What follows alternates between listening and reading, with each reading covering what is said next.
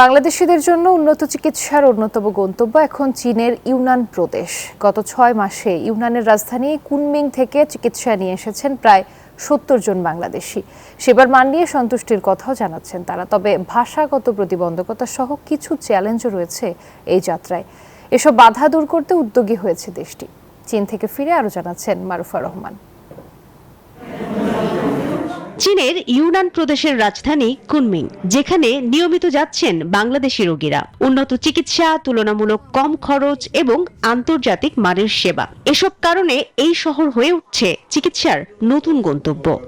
বাইরে অনেকের সাথে কথা বলছি, স্যারের সাথে কথা বলছি, তো ওনারা বলছে যে ট্রিটমেন্টের জন্য মেশিনে বা রোবোটিক্সে চাইনিজ সবচেয়ে বেস্ট হবে। উন্নত চিকিৎসার জন্য বাংলাদেশি রোগীদের একটি নতুন দ্বার উন্মোচন করলো চীন সরকার।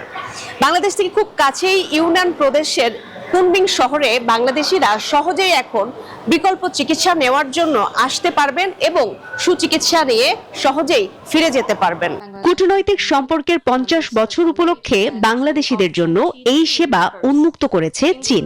গত 6 মাসে ফার্স্ট এফিলিয়েট হাসপাতাল ও টনগ্রেন হাসপাতালেই চিকিৎসা নিয়েছেন 67 জন বাংলাদেশি।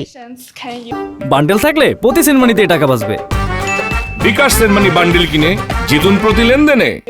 হাসপাতাল দুটিতে গিয়ে দেখা যায় কেউ গেছেন লিভার সিরোসিস নিয়ে, কেউ স্তন ক্যান্সার বা হৃদরোগ সহ নানা জটিলতা নিয়ে। তারা জানাচ্ছেন এখানকার চিকিৎসা কেবল আধুনিকই নয়, তাদের আন্তরিকতাও চোখে পড়ার মতো।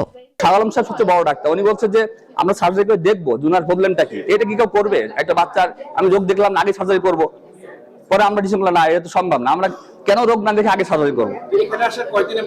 এখানে আসার একদিন পরে রোগ ধরা পড়ছে। কুনমিং আই হাসপাতাল থেকেও চিকিৎসা নিয়েছেন বাংলাদেশিরা। উন্নত স্বাস্থ্য সেবা পেতে এই চীন যাত্রায় বেশ কিছু চ্যালেঞ্জও রয়েছে। ভাষাগত প্রতিবন্ধকতা, বিমান ভাড়া, থাকা ও খাওয়ার পর্যাপ্ত সুবিধা গড়ে ওঠেনি এখনো। এসব কিছু সহজ করতে উদ্যোগী হয়েছে চীন কর্তৃপক্ষ। বাংলাদেশিদের জন্য রাখা হচ্ছে অনুবাদক ও লিয়াজো অফিসের সুবিধা।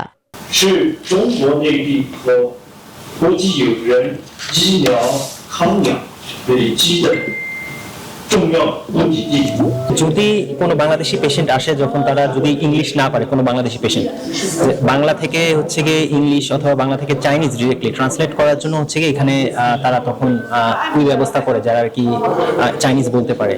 বাংলাদেশের অন্তর্বর্তী সরকার বলছে বিরল রোগে আক্রান্ত বা যেসব চিকিৎসা দেশে অপ্রতুল, সেই রোগীদের বিকল্প হতে পারে চীন। 5টি পাইলট হাসপাতালে আন্তর্জাতিক বিভাগ এর মধ্যে খোলা হয়েছে এবং বাংলাদেশ সহ বিদেশি রোগীদের জন্য ইংরেজি ভাষাভাষী ডাক্তার, নার্স, হালাল রেস্তোরাঁ, অনুবাদ সেবা সহ অন্যান্য প্রয়োজনীয় সেবা এর মধ্যে চালু করা হয়েছে। চলতি বছরের শেষ দিকে চালু হতে যাচ্ছে চট্টগ্রাম টু কুনমিং সরাসরি ফ্লাইট। এতে তুলনামূলক কম খরচে 90 মিনিটেই পৌঁছানো যাবে চীন। মারুফা রহমান, নিউজ 24, কুনমিং, চীন।